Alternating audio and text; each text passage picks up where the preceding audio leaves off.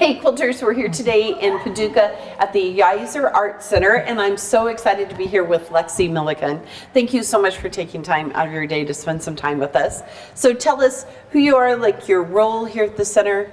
Yeah, thank you so much for coming to talk to me today, Pam. I'm really excited about it. I am Lexie Millikan. I'm the director here at Yeiser Arts Center, and I've been here for about 4 years now. Okay.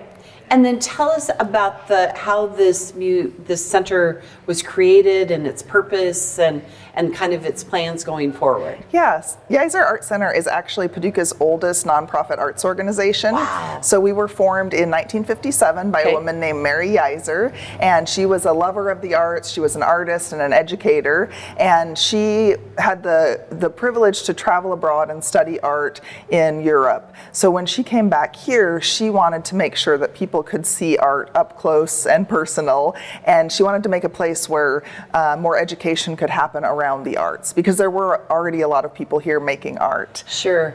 Now, I noticed most of the art that's hanging here today is fabric. Is that like typical, or do you have different mediums that you like to have shown here in the center? We have rotating exhibitions. Okay. So we have some of our annual exhibitions, like Fantastic Fibers, that's up right now. We have 2 international juried exhibitions each year. That includes a photography exhibition and the current show that's up right now. Wow. And then we also have a members exhibition for our Yeiser Arts Center members. Perfect. And we have a show in the fall that's for our local high school teenagers. Yay. Which is a really fun show. Yay. And then we also do usually a solo or 2-person show every year with a local artist, and if it's a 2-person show, we usually do a local artist and then someone not from here, so we can get that nice interaction going.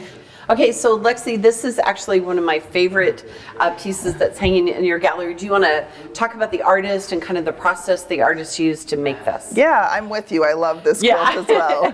It's amazing. The artist's name is Margaret Black, and she uses improvisational piecing. Right. So from what I understand from her artist statement, it's a very loose process, although when you get up close, it seems very planned. Right. Because it's so precise. Right, right. And I think I love the idea of like this fractured block, and the kind of, if you stand away, it looks different than when you get close up. And then the quilting, did she quilt it by hand or in a machine? I believe it was machine quilted. Because it's just so tiny. But again, the random spacing of it is just fabulous. Right. It's a great blend of sort of organic and very precise. Right, right. And then how do you collect artists to fill your shows?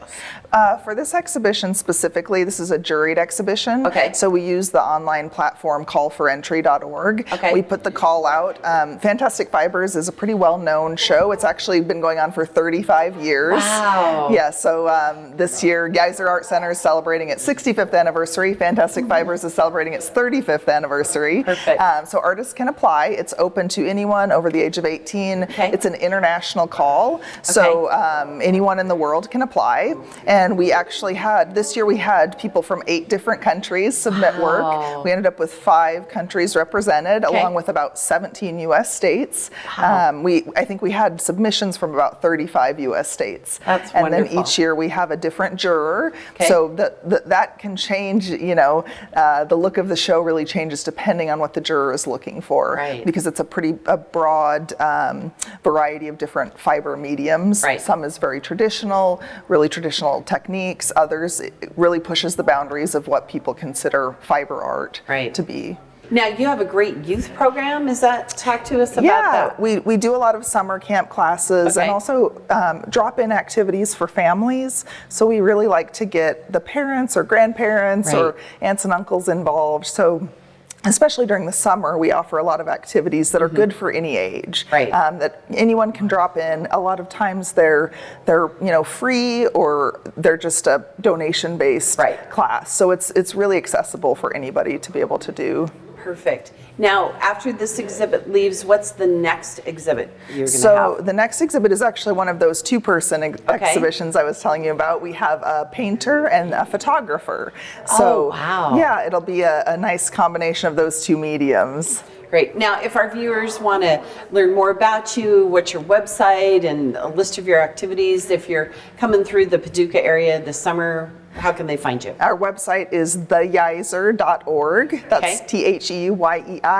THEYEISER.org. Okay. And we're also active on social media, so Facebook and Instagram, and we have a YouTube channel as well. Oh, what do you have on your YouTube channel? Just the exhibits? Well, that actually came out of the pandemic. We Okay.